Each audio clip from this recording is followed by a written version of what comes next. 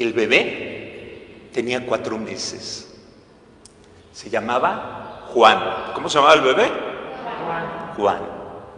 Tenía 4 meses, pero estaba enfermito, muy enfermo. Sus papás estaban profundamente angustiados. Pasaba cerca de ahí otro Juan, Juan Bautista, no el de Jesús, bueno, también el de Jesús. Juan Bautista, llegó, vio al niño. Juan Bautista era su nombre, su apodo era el francés. Le decían el francés. Y en italiano el francés se dice Francesco, Francisco de Asís. Francisco pasó por ahí, porque Francisco de Asís se llamaba Juan Bautista. Su apodo era el francés, porque su mamá era francesa, ¿verdad? Y entonces pasó Francisco y vio al pequeño niño Juan. Sus papás le pidieron a Francisco que rezara por el pequeño. ¿Y saben qué hizo San Francisco? Sonrió al niño y le dijo: ¡Buenaventura! E inmediatamente quedó curado Juan. Pero ya nadie le llamó Juan, sino le llamaron Buenaventura, el santo de hoy. San Buenaventura es uno de los grandes teólogos de la historia, de los más grandes gigantes que ha dado la Iglesia, contemporáneo de uno también gigante, Santo Tomás de Aquino. Vivieron en la misma época San Buenaventura y Santo Tomás de Aquino. San Buenaventura, por supuesto, ¿qué decidió ser? Fraile. Pero de joven tuvo una tentación enorme, una tentación que podemos tener y que hoy se habla en el Evangelio: los escrúpulos. ¿Qué son los escrúpulos? Considerar pecado lo que no es pecado. Y hoy, por ejemplo, escuchamos cómo Jesús le dice a los fariseos que eran escrupulosos. Los apóstoles, era sábado y no hay que trabajar los sábados, dice la ley de los judíos. Y los apóstoles tenían hambre, pasaron donde había trigo y ¿qué hicieron? Trituraban el pan, el trigo, y se lo comían. Eso no se puede hacer. Escrúpulo. El escrúpulo es considerar pecado lo que no es pecado. Y de joven, era un hombre piadoso, tuvo la tentación del escrúpulo, al grado que empezó con este argumento: no soy digno, no soy digno, no soy digno, y dejó de comulgar. Eso le pasa también en esta época a algunas personas que dicen: si me da la comunión en la mano, no comulgo, prefiero no comulgar. Escrúpulo. Es que es pecado. No es pecado. ¿De dónde sacas esa idea? Bueno, lo mismo. Los escrúpulos nos llevan incluso a alejarnos de Dios cuando consideramos que es amor a Dios y es todo lo contrario, es desconfianza del amor de Dios. Muy bien, entonces Buenaventura empezó a tener escrúpulos. Esa tentación tuvo de joven y empezó a dejar de comulgar, hasta que un día Dios le dio un regalo enorme. Durante la misa, en el copón, vio el rostro de Cristo. Y entonces dejó atrás sus escrúpulos y volvió a comulgar. Y a raíz de vencer a sus escrúpulos, se volvió un hombre feliz, porque los escrúpulos nos vuelven también infelices, porque nos hacen en detalles tontos fijarnos, y no en todo lo que el contexto y toda la grandeza. Insisto, es como los que no quieren comulgar, porque dicen, en la mano no voy a comulgar, prefiero no comulgar. Dices, orgulloso, soberbio, estás perdiendo lo más por tu escrúpulo. Muy bien, entonces, cuando vence este escrúpulo, va a ser el gran gigante que conoce la Iglesia. Todos tenemos nuestras propias tentaciones que vencer. Pero si somos dóciles y humildes, como fue Buenaventura, él pudo vencer su escrúpulo. Muy bien, cuando Buenaventura ya es un estudiante de teología, es enviado a la mejor universidad de su época, la Universidad de París. Y ahí estudia con un gigante, Alejandro de Ales. Alejandro de Ales es de los grandes pensadores de la historia, y su gran discípulo va a ser San Buenaventura. De hecho, Alejandro de Ales va a quedar impresionado por su talante intelectual, por la alegría y por la enorme santidad de Buenaventura. Alejandro de Ales va a escribir: cuando Buenaventura habla, parece que está viendo lo invisible. Cuando el fraile habla, parece que está viendo a Dios. De hecho, hay un símil enorme y hermoso con alguien contemporáneo. Alejandro de Ales era el gran maestro de la Universidad de París en esa época, mientras que en Alemania había un gran maestro, San Alberto Magno.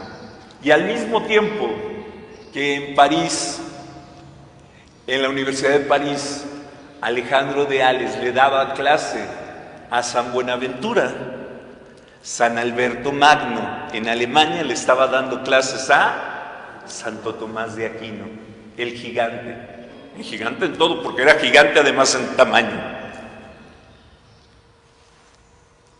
De hecho, la vida va a entrelazar hermosamente esas dos vidas, la de Santo Tomás y la de San Buenaventura.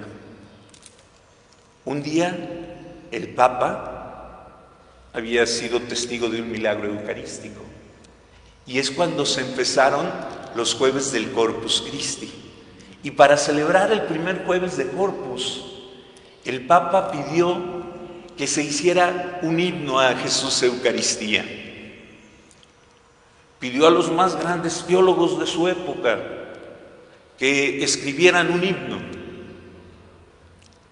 Santo Tomás de Aquino pasó primero. Estaba de rodillas cantando el Pange Lingua. Y mientras que él cantaba el Pange Lingua, Buenaventura, ¿saben qué hacía? Rompía su himno. Decía, no hay nada más que decir. De hecho, el Pange Lingua es el gran himno de la Iglesia a la Eucaristía. Y esto es un signo de mucha humildad, porque en esa época los teólogos eran como lo que podemos decir hoy, los grandes rock stars de su época. Entonces, había grandes disputas entre los teólogos, trataban de humillarse.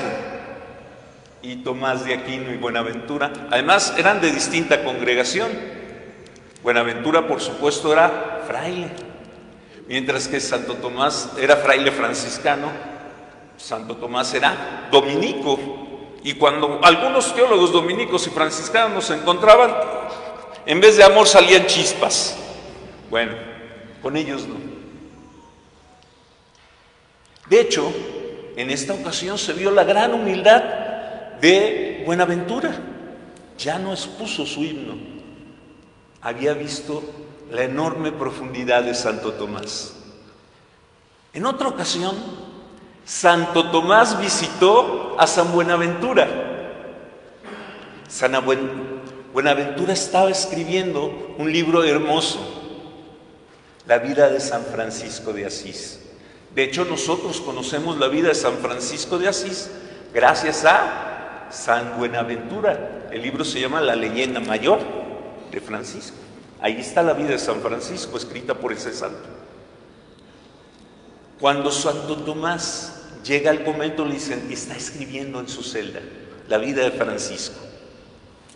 Entra Santo Tomás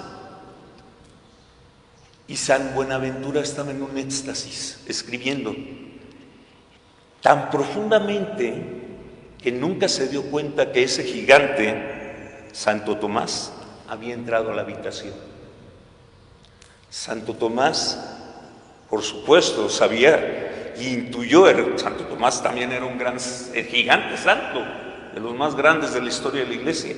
Se conmueve profundamente, sale respetuosamente en silencio y le dice a los frailes: dejemos que un santo escriba la vida de otro santo. Y se fue en silencio, muy edificado. Buenaventura fue un hombre profundamente humilde. Un día estaba lavando los trastes. Los trastes y San Buenaventura siempre tuvieron mucha vida en común. Lavaba los trastes cuando llegaron de parte del Papa. Él no dejó de lavar los trastes y el enviado del Papa le dio una noticia: el Papa te ha elegido cardenal. Lavando los trastes se enteró que había sido elegido.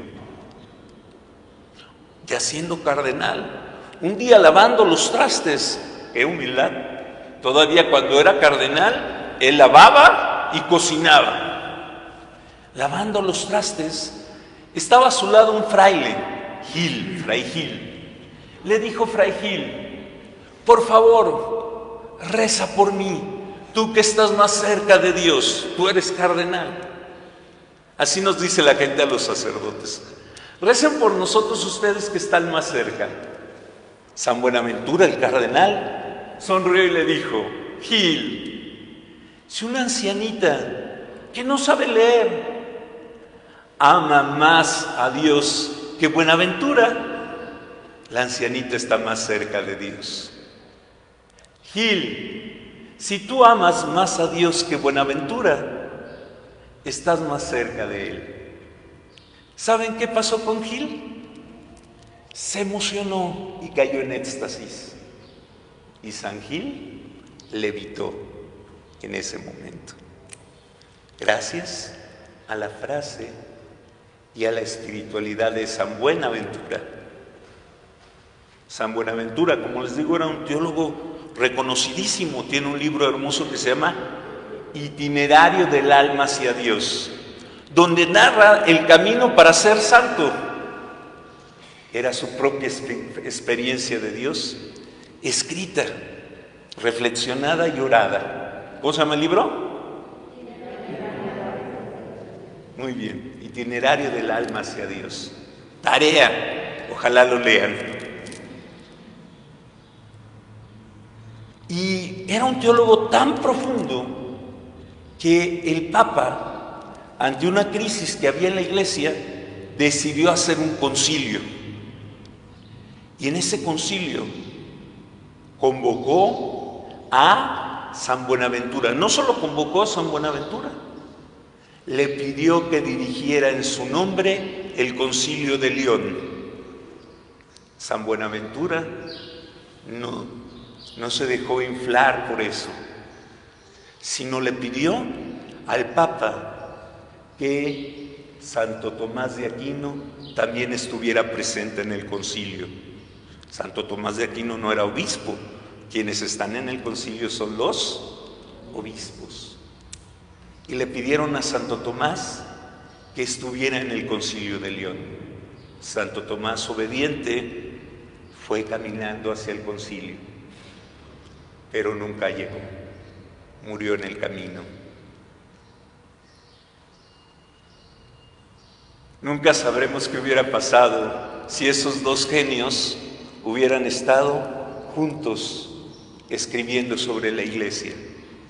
De hecho, uno de los temas importantes era la reforma de los religiosos, y estuvieron a punto de hacer desaparecer a los franciscanos y a los dominicos, pero gracias a la intervención del cardenal Buenaventura, esto no sucedió.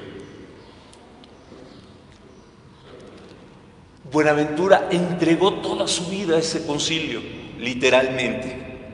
Si Santo Tomás murió en el camino a ese concilio, San Buenaventura, el último día del concilio, murió. El Papa y todos los obispos estuvieron en su entierro.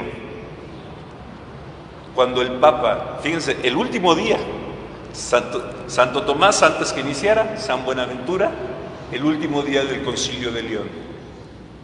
El Papa dijo en su entierro, era tan amable que solo empezar a tratarlo era ya ser su amigo para siempre. Por eso traten a San Buenaventura, búsquenlo un poquito y serán sus amigos para siempre. Y sucedió algo que pocas veces ha pasado en la historia de la Iglesia. El Papa dio una orden a todos los sacerdotes del mundo que celebraran una misa por San Buenaventura. Todos los sacerdotes del mundo. Hoy celebramos a ese gigante de la fe, San Buenaventura. A ese pequeño que Francisco le sonrió y le dijo, Buenaventura. Y sin duda su vida fue eso, una aventura feliz. Y para que no nos quedemos con las ganas de entender la profundidad, pero también lo hermoso de la espiritualidad de San Buenaventura, traigo una pequeña oración que él escribió. Vamos a repetirla juntos. No me la sé de memoria. No tengo la memoria de Santo Tomás y ni la de Buenaventura, pero gracias a Dios hay impresoras. Vamos a decir juntos la hermosa oración de San Buenaventura. Se llama Traspasa, dulcísimo Jesús. Vamos a repetirla juntos. Vamos a tratar de tener esa alegría franciscana para decirla. Repitan conmigo. Traspasa, dulcísimo Jesús. Y Señor mío, los senos más escondidos de mi alma, con el suavísimo y saludavísimo dardo de tu amor y de una verdadera y pura caridad, tal como la que llenaba el corazón de los santos apóstoles. Corazón de los santos apóstoles. A fin de que desfallezca y se derrita solo en amor tuyo y en deseo de poseerte, que ansíe por ti, que desfallezca en tus atrios y que no aspire más que verse libre para unirse contigo. Haz que mi alma tenga hambre de ti, oh pan de los ángeles, alimento de las almas, pan nuestro cotidiano, lleno de fortaleza, de dulzura, de suavidad, que a cuantos con él se nutren, hacen sentir las delicias de su sabor. Oh Jesús, a quien los ángeles desean siempre contemplar, haz que mi corazón sin cesar tenga hambre de ti, se alimente de ti, y lo más profundo de mi alma sea regalado con la dulzura de tus delicias. Que mi corazón tenga siempre sed de ti, oh fuente de vida, manantial de sabiduría y de ciencia, río de luz eterna, torre de delicias, abundancia de la casa de Dios. Que no ambicione otra cosa sino poseerte. Que te busque y te encuentre. Que a ti me dirija y a ti llegue. En ti piense, de ti hable y que todo lo haga en tu honor y gloria de tu nombre, con humildad y discreción, con amor y deleite, con facilidad y afecto, con perseverancia hasta el fin, y que tú solo seas para siempre mi esperanza, toda mi confianza, mi riqueza, mi deleite, mi contento, mi gozo, mi descanso y mi tranquilidad, mi paz, mi suavidad, mi olor, mi dulcedumbre, mi alimento, mi comida, mi refugio, mi auxilio, mi sabiduría, mi herencia, mi posesión, mi tesoro, en el cual esté siempre fija, firme y hondamente arraigada, mi alma y mi corazón. Amén. Qué bonita oración, ¿verdad? Que te busque y te encuentre, que a ti me dirija y a ti llegue. Que así sea nuestra vida. Que